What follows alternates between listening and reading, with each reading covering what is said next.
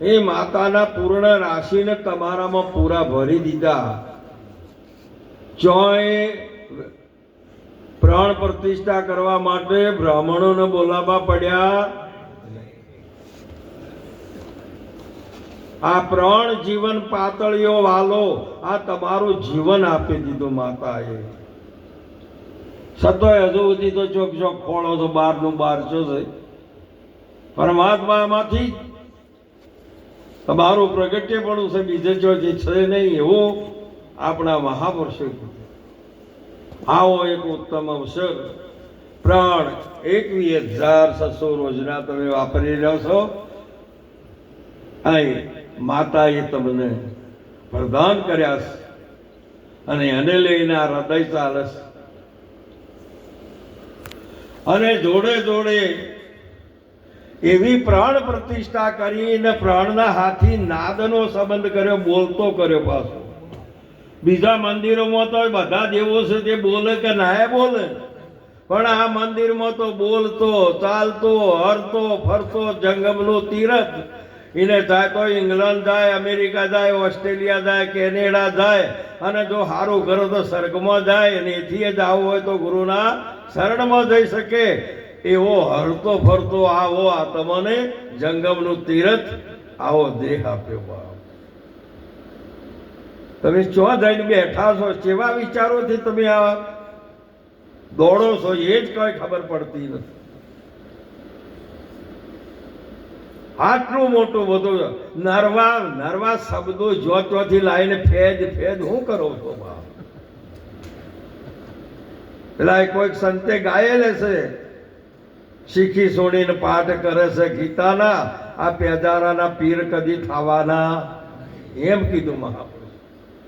આપણે શબ્દ હાથી શું શબ્દ તો જરૂર છે તમારે. મહાપુરુષે કીધું પરમાત્માનું ભજન કરવા માટે, કોઈને વ્યવહાર કરવા માટે આપણો પરમાત્મા નાદ બુંદનો સંબંધ કરીને આવ્યો છે. બીજા બધોમાં છે પરમાત્મા. એવું નથી કે નથી અણુ અણુમાં એ અર્જુન હું જ છું, પણ સજાતી સાધન કેટલું તમારું પુણ્ય. આ મનુષ્ય સવાયના બીજા બધા દેહો તમામ જીવાત્માઓને મળ્યા એ વિજાતી, એ પોતે ભોગવતા ભોગવતા આવે છે. જે કર્મ કર્યા તો એ કર્મના ફળ ભોગવતા ભોગવતા આવે છે, અને આવતા આવતા એને મનુષ્યનો દેહ મળે છે. અને તમે ચૂચ્યા તો ફેર લેડમાં ચેડી દઈને ગોઠવા હો પાછા. અને વારો કઈ આવશે એની ખબર નથી. બીજામાં આ રાત દાડો અવળા ને અવળા ઉજવો કરો છો. આ મનુષ્ય દેહ શા માટે મળ્યો છે? સંતો ચમ વારંવાર ચેતાવે છે. આજનો પ્રસંગ સંત પુંડલીકજીએ જેમ પંઢરપુરની અંદર માતા પિતાની સેવા કરીને પરમાત્માને વૈકુંઠમાંથી નીચે ઉતારેલા છે એવું શાસ્ત્ર બોલે છે. આપણે કોઈ કરવું નથી ને વાતો કરવી છે ને વાણી ગાવી છે ને બીજાના દ્રષ્ટો કેવા છે, આમ તો ચો મળશે?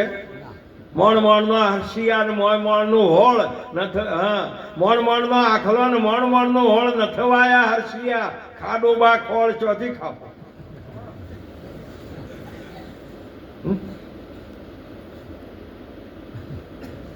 આવી સાચી વસ્તુને જાણવા માટે પુંડલીકજીએ જ્યારે માતૃદેવો ભવે આવો એક સદગુરુ સંત અને શાસ્ત્ર સાક્ષી પૂરે કે માતા પિતા એ જ દેવ છે ને આપણા સર્જનાર છે.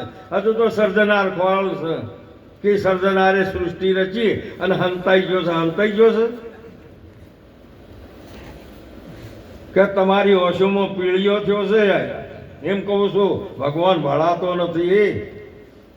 હારી એ વાત. અને એ એના માટે તમારે ગુરુના ચરણમાં જઈ અને પડળવું તરાપમાં, પણ બીજું કોઈ નહીં. તમારે કોઈ બદલવું નથી.